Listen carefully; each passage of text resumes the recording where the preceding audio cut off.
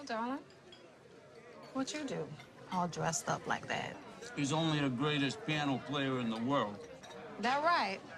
Don't be shy, Doc. Tell her who you are. Don't tell me nothing. Show me.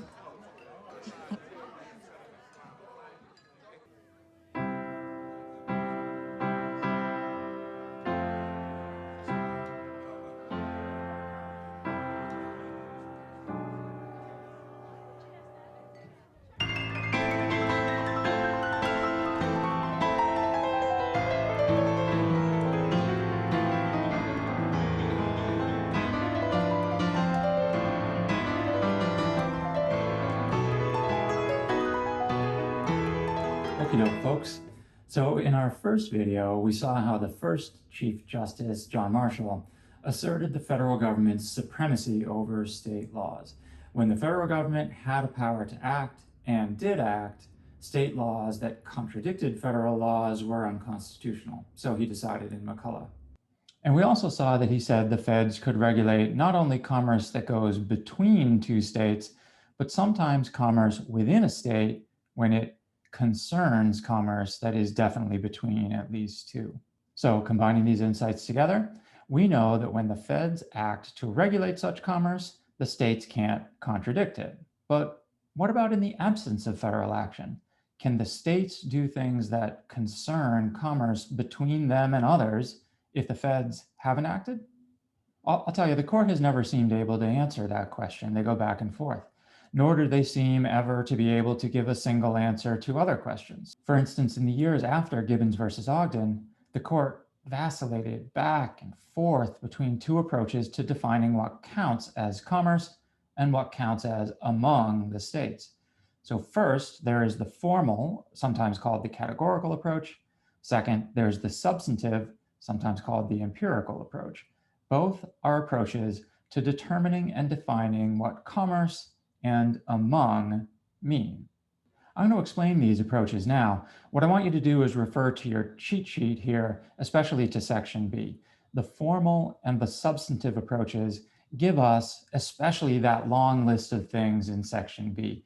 These approaches are used to define what counts as commerce. That's specifically issues 1 and 2 in section A, but particularly and in the most focused way, these approaches are used to define what counts as commerce among, meaning both between and within the several states.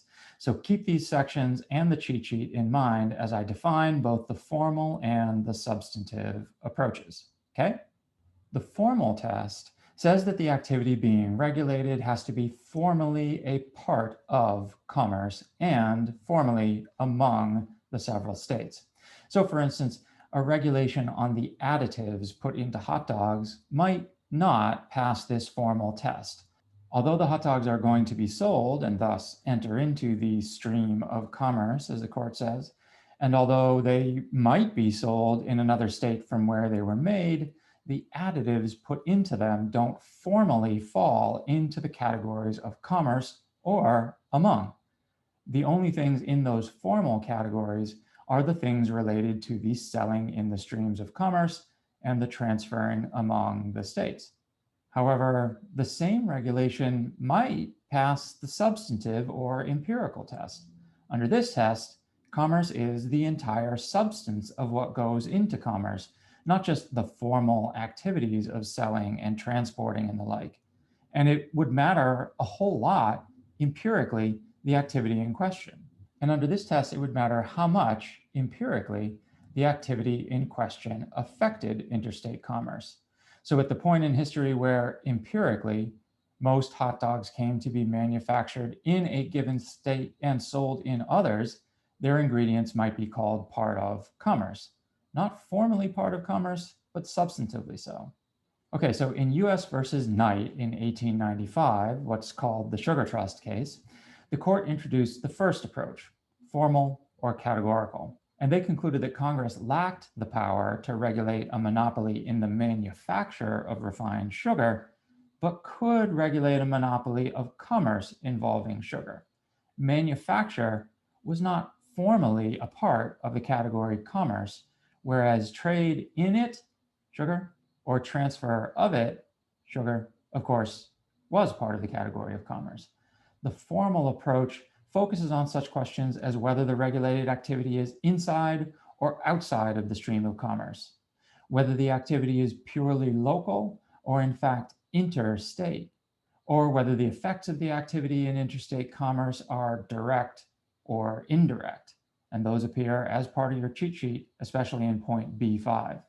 In Hammer versus Dagenhart in 1918, and notice that both of the cases I've mentioned so far within the Lochner era, more or less, the court considered the constitutionality of Congress's Child Labor Act. That Child Labor Act banned items produced by child labor from interstate commerce. But adopting the formal approach, the court saw the act as an unconstitutional attempt by the feds to regulate a purely local matter, workplace conditions. The harm of child labor, the court said, had nothing to do with interstate commerce and fell outside of the reach of congressional power. But it was also right during the middle of this Lochner era in 1914 in a case called Houston Railway Company versus United States that the court introduced also a second test, the substantive or empirical test. As we'll see in a second, the substantive or empirical test came to be the test that sort of ate that decision about the child labor laws. We'll see in a second. Now, this substantive test looks to the magnitude of the effect that the regulated activity has on interstate commerce without any sort of special regard to how the activity is categorized. So in Houston Railway, the court upheld a federal agency's regulation of freight rates. They said you can only charge this much for freight on routes that were wholly within Texas, entirely within Texas, because the freight transportation within Texas was found to be substantially affecting interstate commerce with other states. This then became known as the substantial effects test. Somewhat later in US versus Darby in 1941, the court used this new rule again, unanimously overruling Hammer versus Dagenhart, the child labor law case, which had used the formal test. So now, using the substantial effects test, the court upheld in Darby a federal law called the Fair Labor Standards Act. And that was a piece of New Deal legislation that effectively set national minimum wage and maximum hour laws by prohibiting the interstate shipment of goods manufactured in violation of those federal standards. It really was quite a bit like the same law that they had considered in Hammer versus Dagenhart. But in Hammer versus Dagenhart, they struck down that law.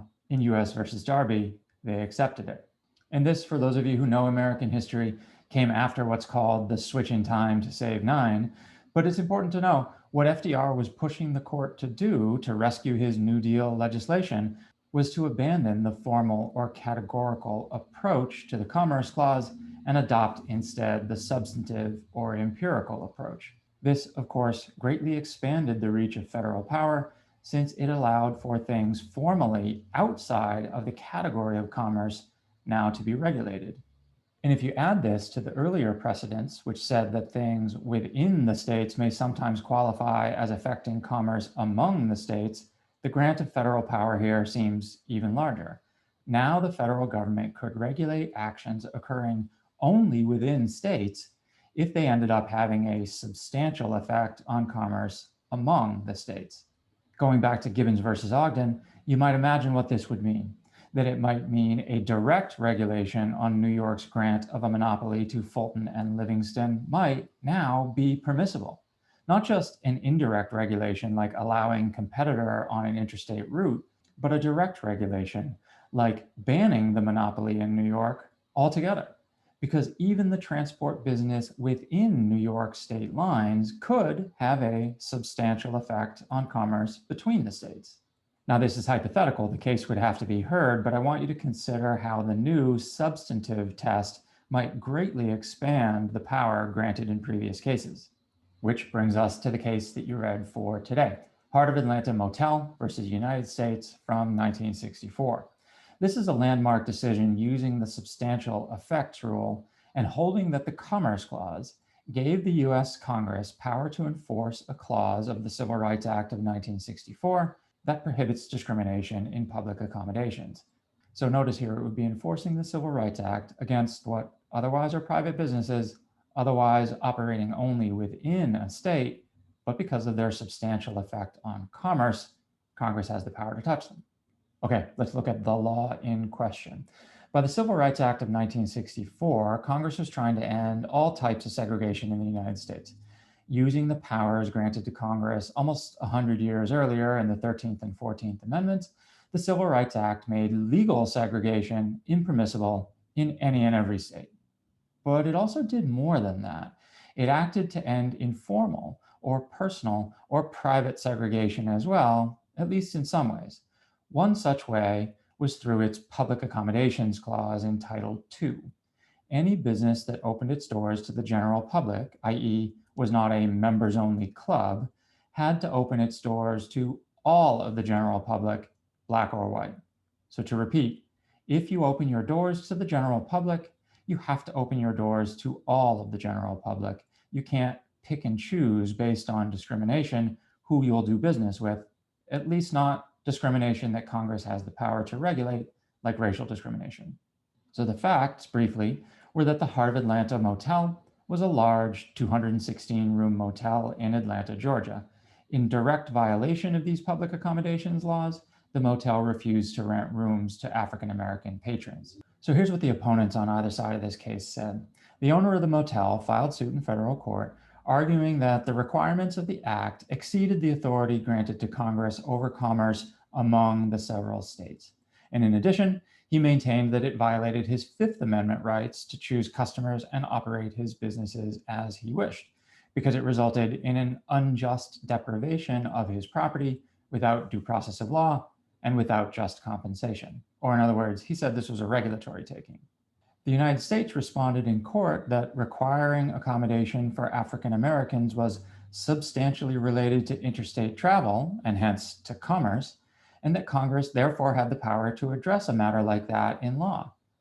The US further argued that the Fifth Amendment doesn't forbid reasonable regulation of a person's property, and that whatever incidental damage the owner suffered didn't constitute the taking of property without just compensation or due process of law. So here's the rule that the court articulated in this case.